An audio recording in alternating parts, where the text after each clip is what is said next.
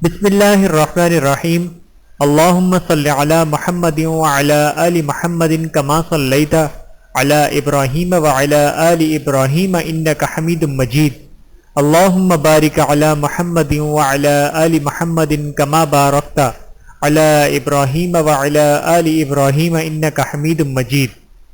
بسم اللہ الرحمن الرحیم۔ السلام علیکم ورحمۃ اللہ وبرکاتہ۔ یعقوب بن محمد خراسانی رحمت اللہ اور دو راہبوں کا واقعہ۔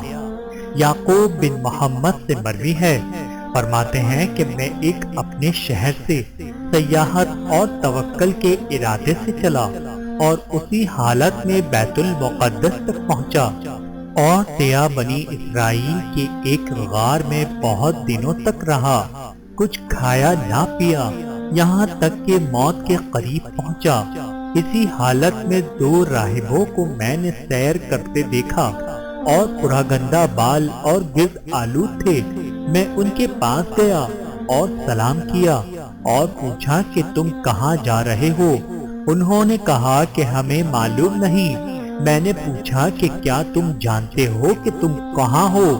کہا ہاں، ہم اللہ کے ملک میں اس کے سامنے ہیں۔ میں اپنے نفس کی طرف متوجہ ہوا اور اسے ملامت کرنے لگا اور کہا یہ دونوں راہب باوجود کافر ہونے کے توکل پر قائم ہیں اور تو قائم نہیں ہوتا۔ پھر ان سے کہا تم اپنے ساتھ رہنے کی اجازت دے سکتے ہو؟ انہوں نے کہا بہتر ہوگا، انشاءاللہ۔ چنانچہ ہم تینوں چلے۔ جب شام ہوئی تو وہ دونوں اپنے معبود کی عبادت کرنے لگے اور میں اپنے معبود کی جانب متوجہ ہو کر کھڑا ہوا اور مغرب کی نماز میں نے تیمم سے ادا کی۔ وہ مجھے مٹی سے تیمم کرتے دیکھ کر مسکرائے۔ جب اپنی نماز پڑھ چکے تو ایک نے ان میں سے اپنے ہاتھ سے زمین کھودی تو موتی کی طرح چمکتا ہوا صاف پانی وہاں سے نکلا۔ میں متحیر رہ گیا اور پھر دیکھا تو اس کے دائیں طرف کھانا رکھا ہوا تھا۔ اس سے اور تعجب ہوا۔ انہوں نے مجھ سے کہا تجھے کیا ہوا جو حیران ہے؟ آگے بڑھ اور اسے کھا جو حلال روزی ہے، اور یہ ٹھنڈا اور میٹھا پانی پی اور اللہ رب العزت کی عبادت کر۔ میں آگے بڑھا اور سب نے مل کر کھانا کھایا اور پانی پیا۔ پھر نماز کے واسطے میں نے وضو کیا اور نماز ادا کی اور وہ پانی زمین میں چلا گیا گویا تھا ہی نہیں۔ پھر وہ اپنی نماز میں مشغول ہوئے حتیٰ کہ صبح ہوئی اور دونوں سفر کے واسطے اٹھ کھڑے ہوئے۔ میں بھی ان کے ساتھ رات تک چلتا۔ جب شام ہوئی تو دوسرا راہب آگے بڑھا اور نماز پڑھ کے چپکے سے کچھ دعا کی اور پھر اپنے ہاتھ سے زمین کھودی تو پانی کا چشمہ ویسا ہی جیسا کہ کل اس کے ساتھی کے کھودنے سے نکلا تھا نکل آیا، اور اس کے پہلو میں کھانا بھی رکھا ہوا تھا اور مجھ سے کہا کہ آگے بڑھ کر کھاؤ پیو اور اپنے پروردگار کی عبادت کرو۔ چنانچہ ہم نے کھا پی کر نماز کے واسطے وضو کیا اور پانی اسی زمین میں چلا گیا گویا کہ تھا ہی نہیں۔ جب تیسری شب آئی تو انہوں نے کہا کہ اے محمدی، یہ رات تیری ہے اور آج باری تیری ہے۔ فرماتے ہیں کہ مجھے ان کی اس قول سے شرم آئی اور دل میں ایک سخت حالت طاری ہو گئی۔ میں نے کہا انشاءاللہ اچھا ہی ہوگا۔ پھر ان سے ہٹ کر ایک طرف گیا اور 2 رکعت نماز پڑھی اور کہا اے میرے مولا، اے میرے مالک، تو جانتا ہے کہ میرے گناہ بہت ہیں جن کی وجہ سے تیرے نزدیک میرا رتبہ اور جا نہیں ہے اور نہ میرا منہ اس قابل ہے، لیکن میں اس وجیہہ کریم بڑے مرتبے والے محمد صلی اللہ علیہ وآلہ وسلم کے وسیلے سے مانگتا ہوں کہ مجھے ان لوگوں کے سامنے شرمندہ نہ کیا جائے۔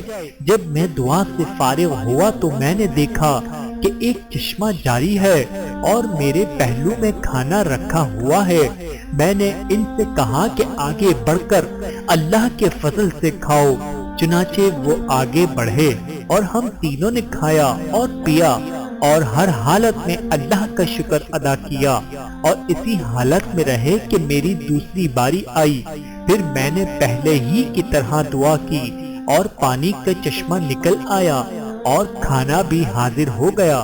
جب تیسری باری آئی اور میں نے اسی طرح دعا کی تو 2 آدمیوں کا کھانا اور انہی کا پانی آیا۔ میرا دل ٹوٹ گیا۔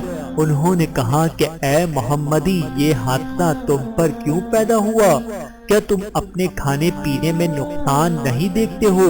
میں نے کہا تمہیں معلوم نہیں ہے، یہ امر اللہ ہی کے اختیار میں ہے اور ہم اس کے حکم اور ارادے کے نیچے ہیں، اور ہمارا دین یہ چاہتا ہے کہ کبھی تکلیف ہو، کبھی راحت ہو، کبھی سختی ہو، کبھی آرام ہو اور کبھی عطا ہو اور کبھی منع، تاکہ ہمارے صبر کی بھی آزمائش ہو جائے۔